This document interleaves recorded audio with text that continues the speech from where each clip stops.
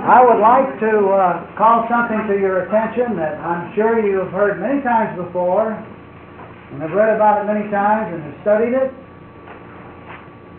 And this will only be another time, but I call it to your attention because just as we began with the here of awareness, this consciousness, this being conscious, so also as appearances go, we start with the now. And I would like to call your attention just for a minute to what we call the now. Now, you see, is really all that we're ever concerned with, this now moment, now, right here, right now. This is the point where tangibility is real, that is, where tangibility exists. In this here and now is where we smell the rose, where we see the child, the loved one. Feeling is a matter of the here and now. Well, now is all we're really concerned with. And yet humanity, as appearances go, humanity is constantly worrying about what is not now, but what is tomorrow, what's going to happen at the office when I get down there tomorrow, what will happen when this letter is read, what's going to happen when this bill becomes due, what about the payment next month. Yet, the now is what we are constantly concerned with, the now. And now is all that we're concerned with. And for just a minute, why don't we consider this, all here gathered together? Is it not always now? When do we hear a sound? When do we say, you hear Bill? If you don't say now. Right now is the time that we are listening. And when do we see a sign? When do we see any image of perception? Is not the seeing always a matter of right now? Now. Now, when do we worry, if we should worry about something? Or when do we feel an agony or an ache or a pain or a fear? Would we not say that that was now? Now, when do we do any dreaming of the future? We say a future exists. We're always told about what will transpire ultimately and what it will be like in the 21st century and so forth. But when is all of this speculating taking place? Is it not now? What about memories, our concern with the past? Something awful that happened yesterday with son or daughter, or minister, or... When do we think about that? But now. This now, right now, is the one we're talking about. This now is really eternal. This now, is this whistle up here bothering anybody? If it is, I'll turn it on. Good. This now is the moment that we're concerned with. And I can tell you that the now is always perfect. The now is always perfect. Perfect. There is nothing wrong with the now. It never is.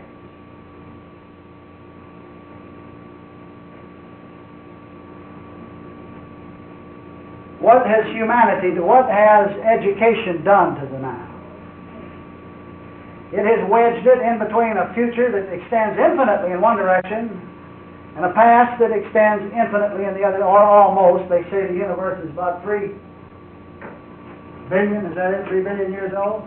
Very interesting thing in this regard. Just recently, our physicists and astronomers have come up with a way to age the universe.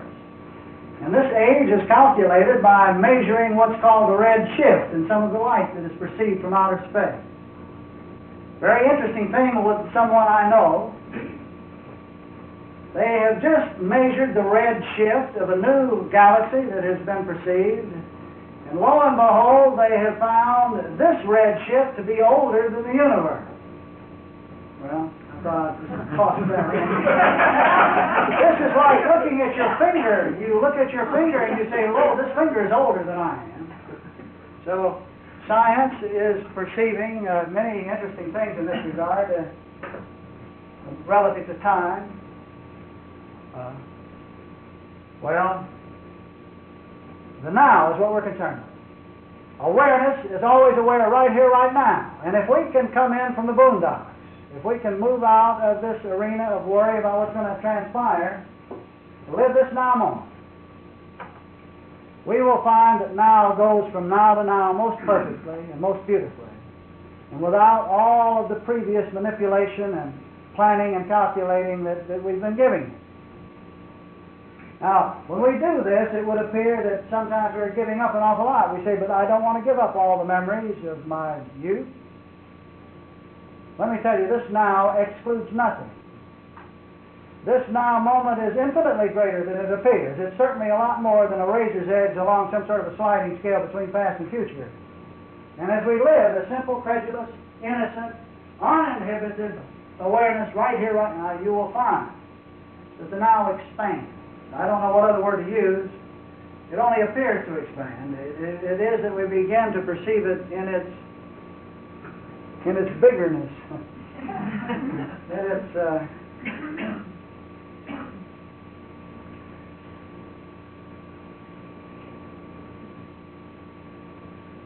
Furthermore, this now moment of awareness is eternal. There is no end of it. It will never stop. Nothing can happen to awareness itself. The body might get smashed. It makes no difference. Awareness goes right on being aware. Not even an instant's hesitation.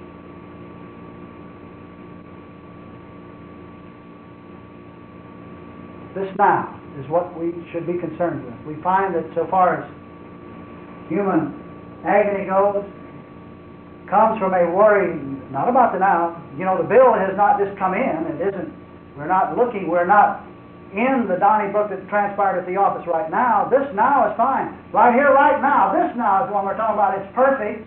There is nothing here missing or necessary.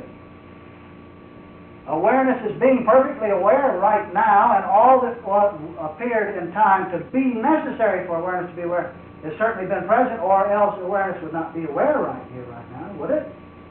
So therefore, this awareness is sufficient unto itself. It doesn't need anything. There's no one hungry here at the minute. There's no one starved. There's nobody knocking on the door or getting ready to foreclose a mortgage. There is no death going on. There is no dying going on. This now is just being itself very beautifully and very perfectly. Right now. So the now really is what we're concerned with. And this is such a simple thing. This is something that is so readily communicated to anybody. You can tell someone who knows nothing whatever about what we call metaphysics or the truth or philosophy or theology. You can say, well, now just stop and consider this now just a minute. Really, why are you worrying about what's going to happen tomorrow? This now is what we're concerned with. Now is when things are tangible. Now is when we actually touch the rose. This is now is when we see the sunlight. Now is when we feel love. Now is the time that we're concerned with. This now, here and now. Jesus said, behold, now is the day of salvation. He began his ministry. He began a ministry by saying, behold, the kingdom of heaven is at hand. What do you mean at hand? Now. He said the kingdom of heaven is spread out across the whole face of the land. Now. But men perceive it not. He said, you know how to worry about what's going to happen tomorrow, the next day. You know how to test the signs, but you do not know how to test this now. All right, so we're talking about this now, not another now. We're talking about right now, here now. And this is where wisdom is. This is where intelligence is, right here, right now.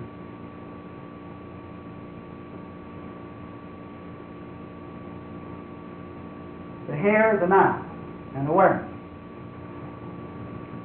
This awareness is being all there is to what's called here, what's called now. It's included within awareness. Where does time come from? Want to know about time? When we conceive ourselves as an image within awareness rather than awareness itself, when we look at ourselves as a little block within awareness, as a body floating around in space or something like that, then we have time immediately because we have to measure the distance from that body to the next. And all time is a measure of distance. We can come out and be separate from the world's clock right here, right now, by living this here, this now. And simply seeing what appear to be distances. This doesn't mean that we do away with our watches and throw them away. This doesn't mean that we quit telling people what time it is. It doesn't mean that we go around talking about the unreality of time. No, it means simply that we use time as a name to affix to this now.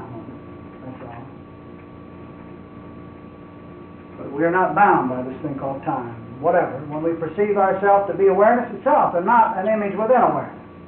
I like to use an illustration that's very enlightening. It's kind of nutty, but it's enlightening. See, a television set is the only thing in all existence. Like when we began the hour, we said, perceive the universe in its singleness, in its totality, the universe. The seen, the unseen universe, all it is, see it in its singleness, in its oneness. Well, see this then as a television set. Call it a television set. Now, the television set has one purpose, and that's to function, isn't it?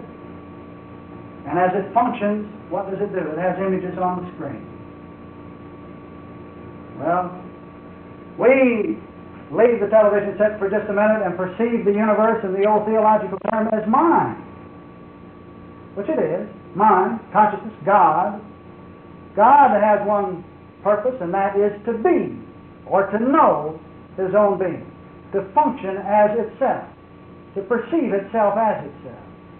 Mind certainly has one function, and that is to be aware. Well, what can a singleness be aware of but itself? Isness perceiving itself. Television set functioning with images on the screen. In the same, we're using this illustration. All right? If we identify this functioning itself as not the screen itself, but as an image on the screen, we find ourselves all wrapped up in the goings-on among the images, in the names of the images, and the distances between the images, and the importance of them, and their activity, and whether they're good or bad, whether they're tall or short, or whether they're male or female, or what. We're all wrapped up in the images, are we not? Because we have construed ourselves to be one image, and we are looking out at an infinity of images and seeing them out there.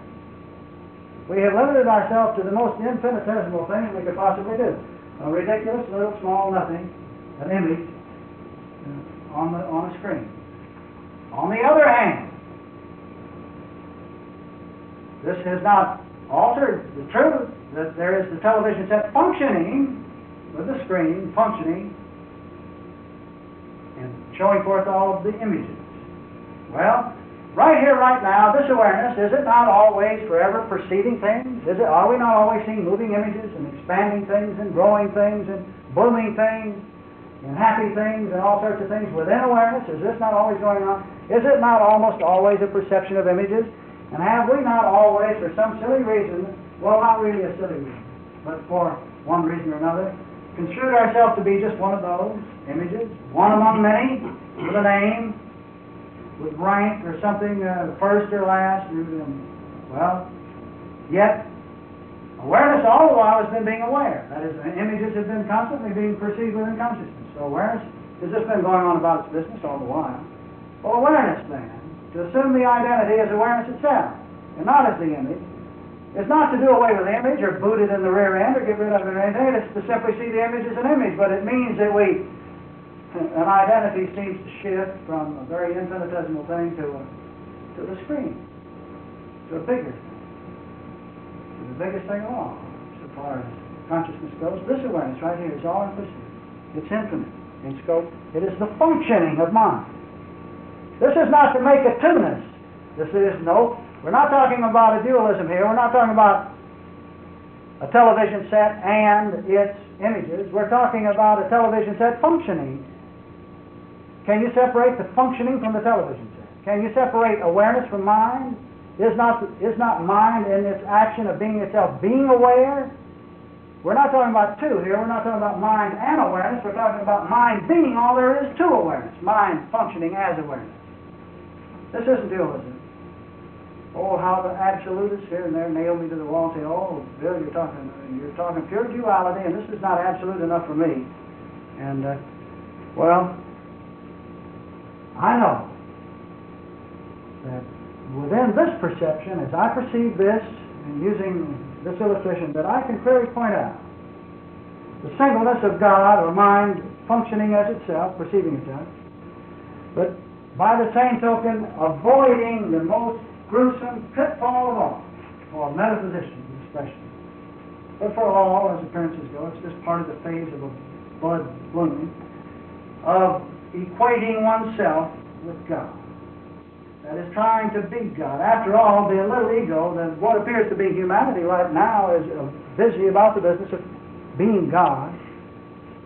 There are many philosophies that are just coming out now that equate man with God. They will try to lift up an illusory identity, a fictitious identity, and make it the equivalent of God. We'll get into this later in more detail. But by use of this illustration, when we conceive a television set functioning as itself, we can always say that the functioning and the television set are all one television set. But we can clearly, and we can say that this is not two. We do not have, we can see that the functioning and the television, the functioning is the total action of the television set. But we can clearly see that the functioning of itself is nothing. That the functioning is the action of the television. Now within, and I walk down this merry, yes, you repeat that statement, the functioning of itself is nothing. The functioning of itself is nothing. Is, well, perhaps, yes, is nothing. Of itself, that is no power or importance in itself, as itself, by itself. Let me use another. I'm lost for a moment. All right, I'll come back. I'll not leave this point because of all the points he presents, and the one that with which I contended the longest. And as a result of this contention, it's a point that I feel most strongly to make clear. Let me begin using along a new line. There is, as we progress along the metaphysical pathways, and excuse me for using this word of progression, because you bear in mind reality already is the fact, and identity is already the fact, and what we're not doing is progressing. What we're really doing is letting go of the misconceptions and to leave or to reveal the pristine identity that is already the fact. This is what we're doing, as opposed to trying to walk along a pathway from pillar to post or stepping stone to stepping stone. If there is somewhere along this pathway a point at which one suddenly sees the singleness of God and says, therefore, I am God. Many, as you know, many absolute books are written like this. There is this great equation. Well, after all, I am God and not man, as it's put in the Bible. Well, how very near the truth this is. But how filled with agony such a view is if we're talking about a personal identity. If we're still talking about a misconception. If we're still talking about a personality. And if that personality, and if this is what we are still construing ourselves as and living out as, and say, I am God, well then, nothing but the greatest agony presents itself in such a view. Now the point is that we began with the singleness, the totality of mind. And we see that the total functioning of mind is to be self-aware. Mind being self-aware. This awareness is that. This identity I am, right here, right now, is that awareness going on. But never can I say that this awareness is mine. Only can I honestly say that mind is being this awareness.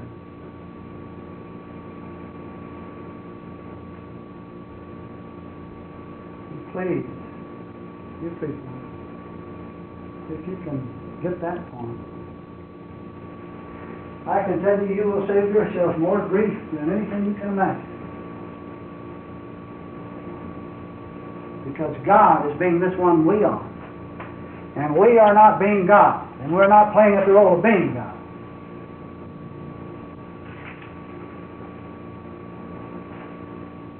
You see, Jesus was explicit in this regard. When we talk about Jesus, what are we doing? We're only talking about an image within this awareness that we have said, well, it appears that some illumination or light comes through as that. Just as we can take a certain book off the shelf and say, well, here, this is a dictionary, and it gives me light relative to word. And so when we talk about Jesus, this awareness is the one we're concerned with. And where is the one called Jesus? Except as an image or an idea with a name, but within this awareness. And so, yes, we can go there for light, just as we go to a book. But this one, Jesus was very clear and explicit in this regard. He says, my Father and I are one, but my Father is greater.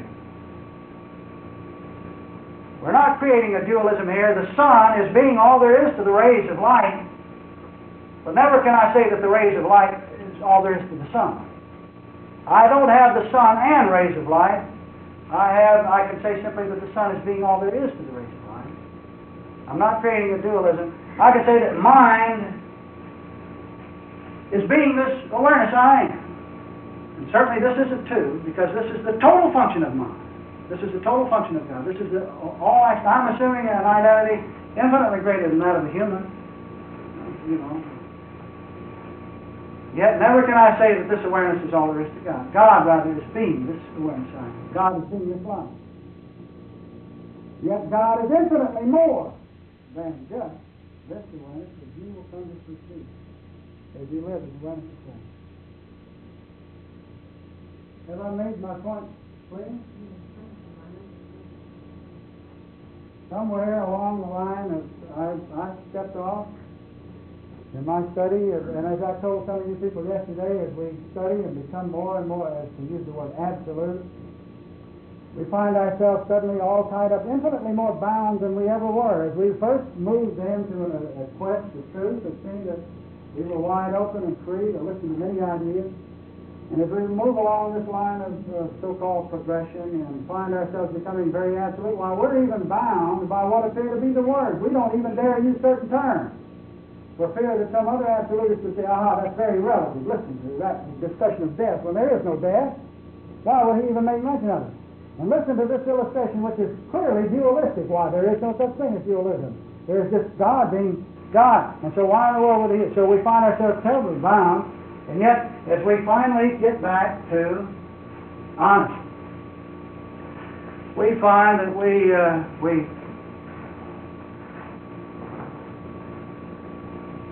suddenly are free to go and use those terms that appear to communicate. Because actually, who are we communicating with? Are we trying to impress anybody? Is this one that we look out there and so therefore I want to use such and such a term? Is this to impress someone out there? Who are we looking at except the self being I? Who is it that we ever see except the infinite appearing of infinite awareness? This awareness I am, appearing infinitely as others out there. So, if I try to pull the wool over somebody's eyes out there, I'm only fooling myself. Isn't this so? If I put on the dog and act dishonestly here, who am I fooling except myself? So we don't fight. There in Mountain Book, I've learned the value of coming down when we communicate, as we talk one to another, use whatever term comes to mind, because somebody uses such and such a term or phrase, we all know, you feel within what is meant and what is suggested. There is this feeling that is beyond word. There is this communication that is infinitely more than word. And yet, as we are prone terribly at times with our studies to get hung up on just the absolute expression. And as I told some of you folks yesterday, there was a time in this experience I had that I suddenly found myself unable to communicate. I was like a poet, and if you've ever read any modern day verse, you know that most poets, the modern variety, only write to other poets. Who else can understand what they're saying? So what good is it if you make an expression that is limited to so few? And by the same token, you artists pardon me, but very often some of the most modern art that appears, doesn't seem much to me, seems to be a statement only to other artists. So what good is a dissertation, an expression, if it does not communicate gently to everyone? And as I told you, this experience that I had of a little boy coming out of the woods, the father and the son the father was convinced the little boy was lost and died in the woods. And when they met, the communication between father and son was just hallelujah, tears, and the little boy yelling, Daddy, Daddy. Scratched from head to foot with briars, nose running, and tears all over him. This was communication with only Daddy, Daddy, and hallelujah going on. And so our communication can come back home to simplicity. We can come out of this great erudite world of sophistication where we're trying to impress everybody. We can come back to simplicity because simplicity is where the truth is. The truth is inevitably simplified, not complicated. It's here, so apparent and so plain, is to be hidden within its simplicity. This is why in our writing exercises, I ask that people, if they will, after the statement comes, if the flow, I would like to mention this, it was mentioned to me this morning, we don't have to write a single sentence and then go over it and try to clarify it. If in the process of writing, as one sits down to write, if there's a flow of thoughts, put them all down. Great, because during this time you are opening, you're not playing the role of the ego at this moment. You're not playing the role of the fraud. You are simply listening within. So go ahead and write. If it appears that the ideas are not coming forth, then write the absolute sentence, even if it's an academic statement. And even if this is, and very often it starts this way, because very often we never sit down to do this until we feel some grief, and we say, well, good, I'll sit down and write, because old Bill tells me that while I'm writing I won't be worrying, so I'll try it out. So at this time, there's no flow there, but you can write the academic statement, that reality is being the all I am, or whatever comes to mind. Then, if there is no flow, you can take that sentence and put it in the simplest terms you can. Restate it. And may I say this about simplicity? Awareness is very childlike. As we come back home to the identity we are, which is this simple, credulous, beholding awareness, for which there is no personal responsibility because God is being this awareness, this life. As we come back home to the simplicity, we find that we begin to re-enjoy the simple things, the childlike. We find that we began to re-see the things that we saw as youngsters. And I tell you that what we find is that everyone we look at, everybody you see, I don't care who it is nothing but a little boy or a little girl. This is so. We are children. And only the children are that we are. This is the child that we're concerned with. This one I am. And we do find that we come back home to childlikeness, not childishness, but childlikeness. And we find that a body inevitably follows suit. There are a whole bunch of you people in here today that didn't sleep last night, but just a little bit. And I could have told you wouldn't, and yet this morning you're very refreshed, strangely refreshed. I could have told you that too. Awareness is the action of God. It is the eternal action going on. There is no expenditure of energy so far as awareness is concerned. There is no inputting a bit of energy that has to be accumulated and discharged. This is the human concept, and this isn't going on.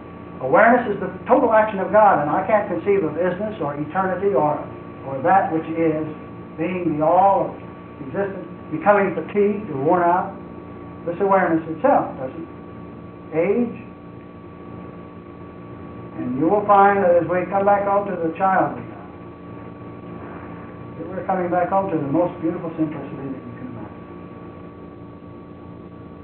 And so when you write, here's a little, I don't know why I do. I just feel that this word should be very practical. And so I give you all these silly little things that appear to be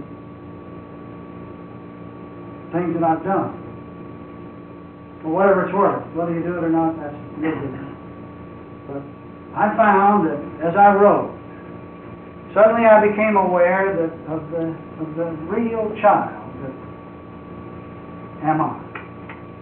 I use that expression child, meaning identity, I guess, but the simple child.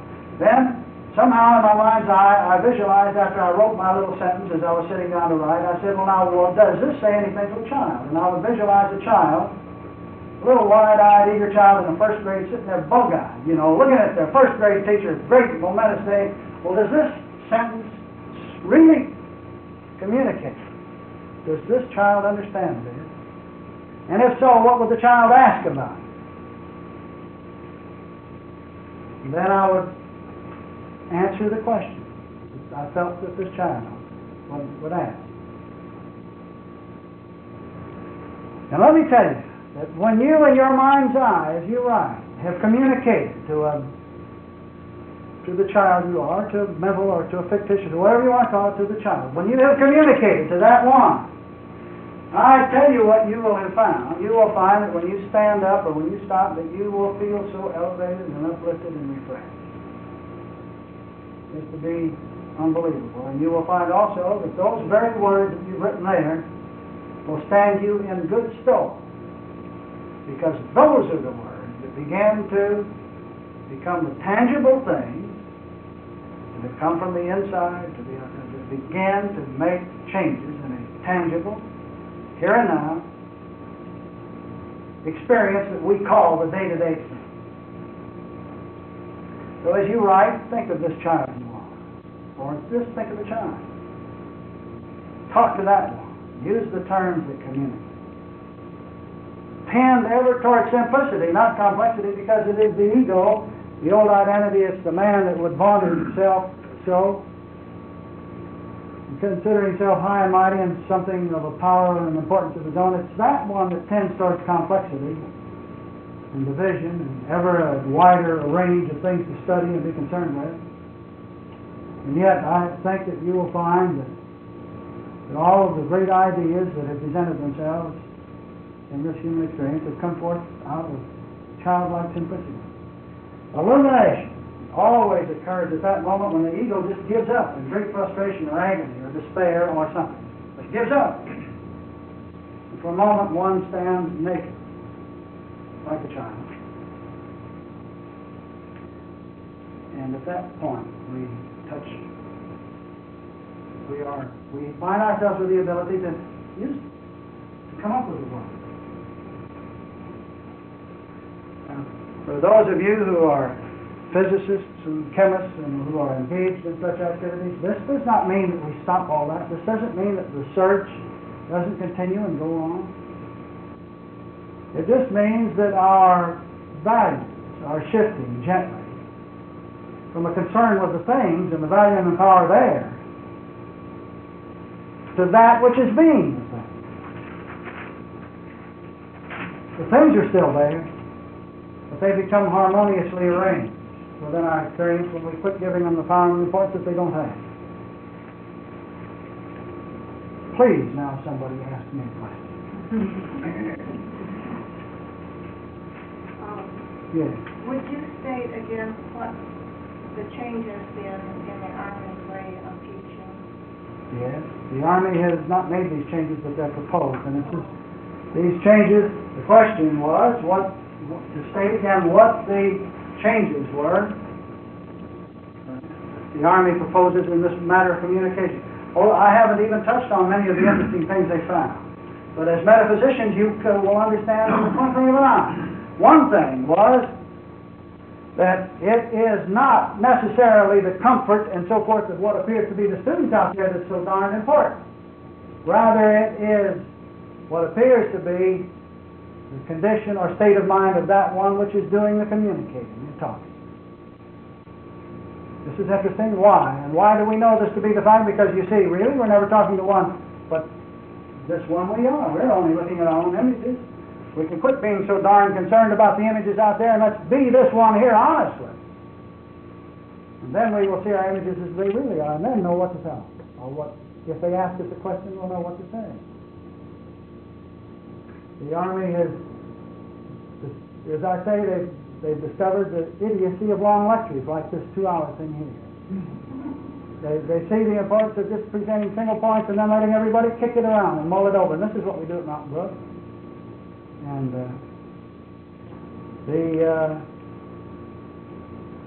The comfort of the students, what else? Something impressed me.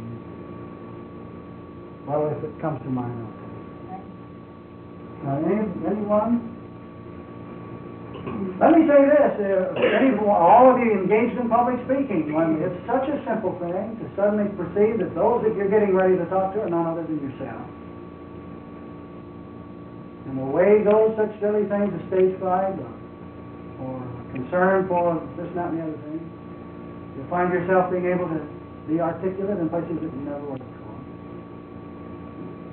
When it comes to lowering a boom to what appears to be a mistake or someone who is pulling the wool over your eyes or where there appears to be dishonesty or something, if it comes to you as necessary to say, there will no longer be any trepidation about it. You'll say it because you know you're talking to yourself. And if it appears that, where you have been, oh, here comes old John, and oh, what a temper, this man's going to tear me up. When suddenly you perceive that you're never looking at one other than yourself, you can suddenly find that that one out there may huff and puff and blow, but never is the self going to do the self in.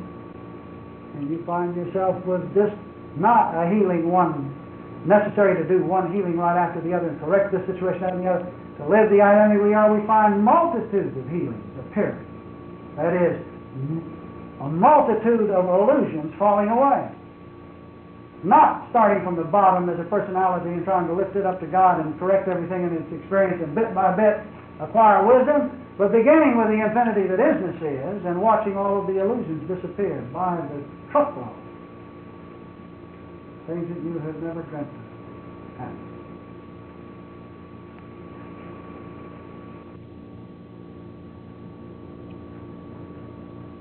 Dion, you must have a question. You must want to ask me something. All right. I'd like you to go to the illustration of the television set and equate awareness. All right. To go over the illustration of the television set, very helpful. If you can see a television set in its totality, in its oneness, there, incidentally, we can find the explanation of the Trinity that has inevitably presented itself throughout all theology and throughout all religious history. And you will find that none who were genuinely enlightened ever denied the existence of a strange and beautiful threeness that was one. Well, here we see a single television set functioning with the image, or mind perceiving itself. Mind seeing what mind is. We see this beautiful Trinity presenting just so simple, there's nothing profound about it. This television set functioning. Now, heretofore we have perceived ourselves as finite images ricocheting around in a world where we have to contend for ourselves and so forth, when all the while we have been the screen on which the images appear. This does not mean that we're denying the images, and most especially not denying the one we call the body. But we see our allegiance shifting from an identification that we have considered to be an image on the screen, a thing in the world, to be the perception, the perceiving, the screen itself, on which all the images, within which all the images live and move and have their being. And then we see that so far as the screen itself is concerned, the screen has no responsibility of its own. Rather, a total television set is being all there is to the screen. Yes? Function and isness is not synonymous things. No, I don't see it as a synonymous term. I see function as the activity or the action of isness. But isness is ineffable. It is beyond the words. Who can say what? Then I like your illustration of the sun and its rays. I have a feeling there where I do not get in television. I am confused by the idea of the screen, the images appearing on it, whereas the sun and the ray coming out. Well, thank you. Yes, No, I have used the illustration. For me only. Well, I appreciate the point you make. I am using the television set illustration simply because it allows me to get the Trinity, the so-called Trinity in there. The three that are one. There is, for example, right here, right now, as this consciousness, there is isness being this life we are. And this life we are is continually perceiving things. And yesterday we discussed what are things, but the qualities and the attributes of isness. What does singleness perceive except itself? But the itself that it perceives appears here to isness as qualities and attributes, or as the things we see. But never can we say that the thing is isness itself. We can only say that isness is being the thing. Just as surely as we can say that the lump of gold that we see is not gold itself, it's only a grouping of qualities and attributes that are perceived. We only see hardness and yellow and malleability and weight and all of that. This is what is perceived as awareness. But there is no gold in weight, and there is no gold in form, there is no gold in malleability. So right here now, let's bring that to this, so that it is significant. Awareness is being aware right here, right now. Isness is being this awareness. And this awareness is, isness is ever perceiving what it is. And the what isness is are the qualities and attributes we see appearing to us as trees and people, appearing as big and little, appearing as all of the things in the world. And this is why things exist, because isness is. This is why things are what they are, and why they are forever what they are. Now, that is the basic essence of things ever remains. Physicists have pointed out, chemists have pointed out, that the energy that a thing is always this energy. We can never get rid of that. We may change a rock and beat it down into powder and so forth and so on. But ultimately we get down to the basic isness, which is energy, and that can't be seen, but it remains what it is. So we see then that things are things because their isness is perceiving itself. I have other illustrations that will bring this point out and will make it clear. I just think we're covering much too wide a range here for the first one. I don't want to bury everybody beneath a lot of words, because these ideas really are very gentle and very simple. And it's in the relaxing and in the gentle perception of it that they bloom. And you'll find yourself with seed that has been planted in generations past from all of your reading, beginning to bloom here during this experience. And all these things about illumination, and all of that, which is the feeling of light, the feeling of now I know, feeling of gentleness, which is what illumination is. It's not the great blinding road to Damascus experience. It can be, but it doesn't have to be. It begins gently and simply. You will find all of that happening here, and don't be surprised. Because we are here to time all of loose ends together. We're finally coming to perceive what all of these things mean that we study, because we've got to stop all the theory about it and all the study about it to begin being it and begin living it. If we want to see this thing called the tangible experience appear the harmony really is.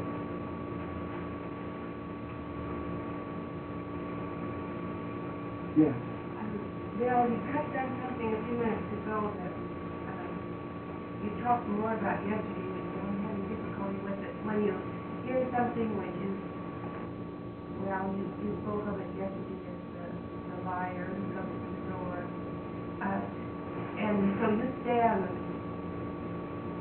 and are what you are, say what you come to you, but I'm confused here with not judging. All right, thank you very much for bringing that up. We're going to have an entire session. One of the blocks will cover treatment, the thing called treatment.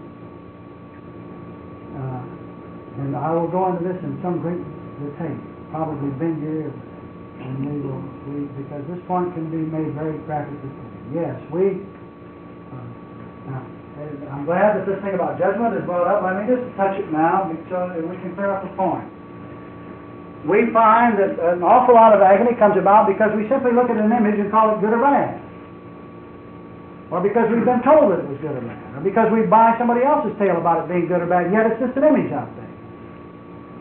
You know, someone can walk up the street and somebody can whisper in your ear and tell you that that is a criminal walking up the street, and suddenly, oh boy, you see him suddenly with the look of a criminal, and you clutch your pocketbook or something, and you get out of the way. But here, up until that point, you simply saw someone walking down the street. It was just an image. Well, it came to me as a point that has been presented historically throughout all of what we call time. It's very important. Judgment is the source of difficulty. When the Bible speaks of the last judgment, the Bible really has reference to when we end judgment right here is I. Now, we can look at an image and not judge it. We don't have to call it good or bad. And when I use the term judgment in this work, and then especially in my book, I haven't been as clear and explicit as I had hoped it would be. I have reference to the attachment of values to things. You know, the only reason a diamond is considered to have such a value of dollars attached to it is simply because the value of dollars has been attached to it. And the reason that has been done, I suppose, is because of its scarcity or something. But really, it's just a stone, isn't it? Carbon or something. And there are millions of pebbles on the beach, all kinds of stone everywhere, stone nearly as hard as diamond. But, of course, the diamond's very beautiful, but nonetheless it was the attachment of value to it that has one taking his ring to a jeweler and making darn sure that that little stone doesn't fall out, and then grieving because somebody takes it and loses it, or steals it or something. It is our attachment of values to things that is the judgment that I have reference to. We can simply see things as things. We're not going to deny that there appears to be present as unfolding experience some sort of a hippie walking up the street or a Donnybrook on an automobile accident or something that you're viewing. But I tell you, awareness is simply seeing the sign and is not attaching values to it. Now, there is a clear distinction between attaching values to the images of perception and making distinction. A distinction is a distinction, and they're perfectly legitimate. After all, we're not judging trees to call one an oak tree and one a pine tree. It simply happens that there appears to be an oak tree and a pine tree. This is not the kind of judgment that I have reference to. Oh yes, we find that as we live as awareness, unjudging awareness, our ability to distinguish increases enormously. You will find yourself making distinction and seeing differences between, because after all there is an infinity of appearing. Isness is infinite. And that which isness is, therefore, is infinite. And its appearing is infinitely appearing. This awareness is forever plumbing the depths of beauty that isn't it.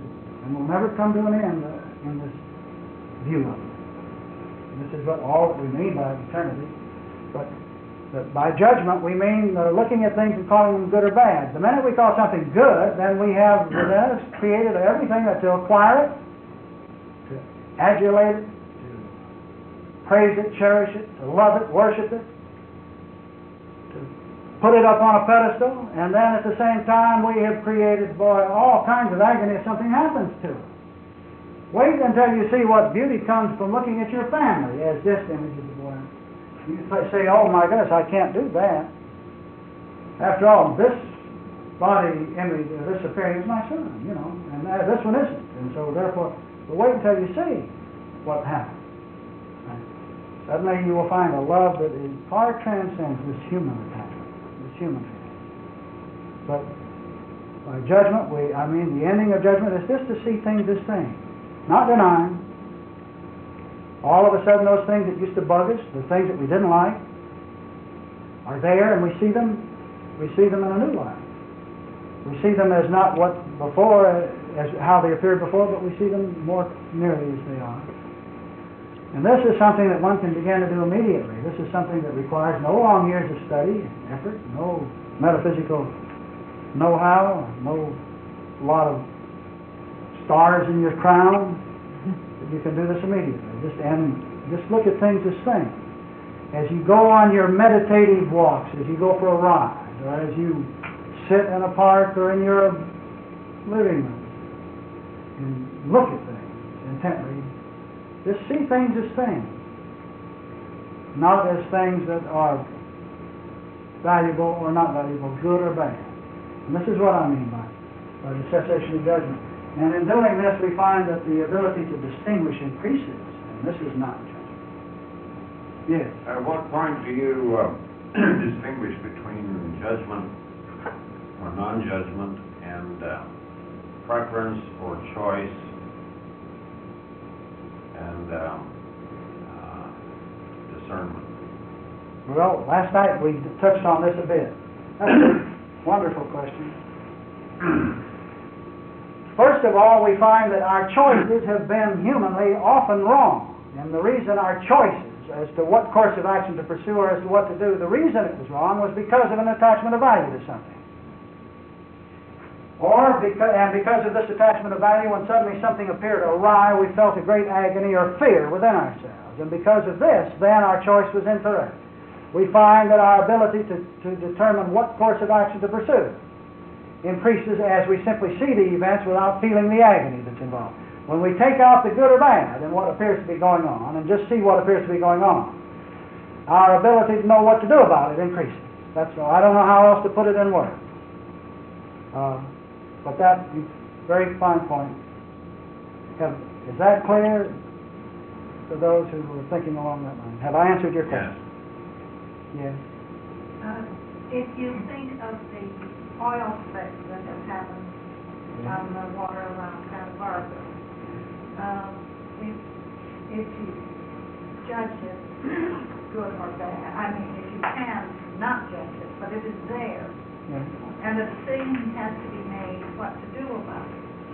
But doesn't that involve judgment? No. It doesn't. No. Judgment, by judgment, we mean the attachment of value. Whether we call it good or bad. And this seems to be the source of an awful lot of agony within a personal experience. Now, if we can just look at the oil slick, if you can bring yourself to see that, well, so there's oil on the beach, and my property is right there, and my kids, and it's hurting the birds, and this, that, and that, to see this is an event going on. You know, when we watch, all I can do here is to sort of answer your question with what appears to be an awful lot of beating around the bush. But let me use an illustration that may point out what I mean. We can watch horrendous events on a television screen in the way of a story that's going on, and we simply watch it and are entertained by it, but we don't become so engaged in the good or badness of it that we feel the agony. This is the point at which we began to view our universe. And in viewing our universe in this way, we see less and less that bothers us, or that we would contend with. I may be able to watch it and separate myself from it, but someone down there who may have to do something about it. All right. I can see where I could... Are you the one that must do something about it? Oh, no. All right, then here is this business of coming home to this one being I. What is the awareness with which we are concerned, and which is the view with which we are concerned? It is this one being I. This one right here. This is the house that we put in order. We make certain that we do and perceive and act as this one here should do and perceive and act. And as we do this, we find out, and you know the old idea, we have always been so anxious to go out and tell others what to do, or have been concerned with whether they do as we do or not. And have said if they do thus and so that doesn't agree with our concept that this is bad, we've been very vociferous about it. And churches have been going out constantly and telling others about what to do and what not to do, and so have educational institutions, the old ego in general has been doing that.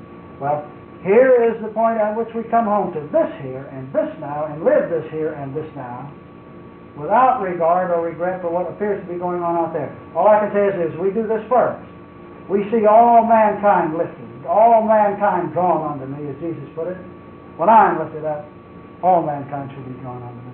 So, as we live this awareness right here, we suddenly see that there is no agony going on out there, no great decisions that are being made there, really. It's not. It's much more of you here. There is a great deal of truth in the illustration of that we are watching a superimposed series of events going on where it appears our images have attached all kinds of value to things, and because of that attached value, they're acting in one way or another, and so it's sort of a facade, sort of a big game being played out there. Well, let's us stop playing the game. Here is I. And we see the game then dissipate out there. Now, have I answered your question? Here, again and again, we must come home to this one being I. Constantly, we come home to the allness that God is, being this one I. The perfection that is this one here. We keep coming back to it. The minute you are concerned with the action and activity of those out there, whether what son is doing, or daughter, husband, wife, children, grandchildren, you are moving away from, you're moving out again to the things, to the images of perception. Our allegiance must, in this era, as appearances go, shift from a great attachment of value, a great concern with the thing, on the one hand, to the isness, which is being thing. And there is a beautiful and mysterious event that transpires. perhaps some of you who have heard about it. There is a beautiful experience called mystical union. The marriage of the two. It has been referred to as many experiences. Let me tell you, this event, as wonderful and monumental and inspiring as it is, and it's a self-event. It's like the blooming of the flowers at one end. Never occurs while our allegiance is entirely devoted to things, while we're still attaching value to things. It's as awareness perceives that which is being, perceives that which is being awareness. As one's attention shifts from things to God, in very simple theological terms. And bear in mind, that which helps us perceive this point and live it and be it is the fact that we recognize that God is the actor on the scene. It is God being this awareness. It is God's action of whether things are being perceived and the action is there, or whether a perception of isness being things is taking place. So there is no human responding. It's our knowledge that this is really the action and that there is no real human actor on the scene. It's our knowledge of this that allows us to do it. Because no human can ever do such a thing. No ego is ever going to do that which does away with an ego. Macbeth on the stage is never going to do that which ends Macbeth on the stage, because after all he says, my gosh, I've got to stay on stage or I have no existence. And no shadow is ever going to do anything that is never going to put itself in the light or allow the light to do away with the shadow. Not if the shadow, but there is no power in the shadow. There is no power in the ego. There's only power in this being, this awareness. This awareness is the total power of God. This awareness that right here, right now, here's old Ben, is getting fatigued, I suppose, because we've done too much talking. This awareness is the action of God. Now let's let that conclude this session, and I thank all of you, and I hope you heard something that was helpful. Thank you.